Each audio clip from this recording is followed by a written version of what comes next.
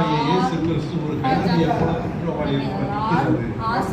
தேசத்தின் அதிபதி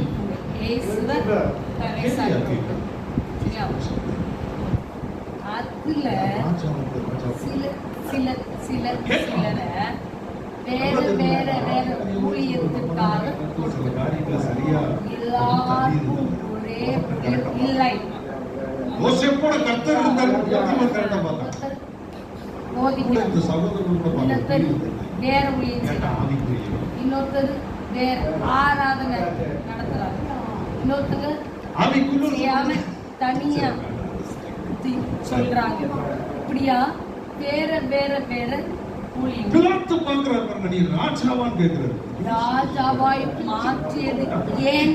இதுக்காக தான் நம்மள ஆசாரியா மாத்திருக்கிறது. சும்மா இருக்கிறதுக்கு இல்ல. அவருடைய ஊழியம் என்ன? சூழ்நிலையில மரண ஆக்கினைக்கு தீர்க்கப்பட்டுட்டாச்சு.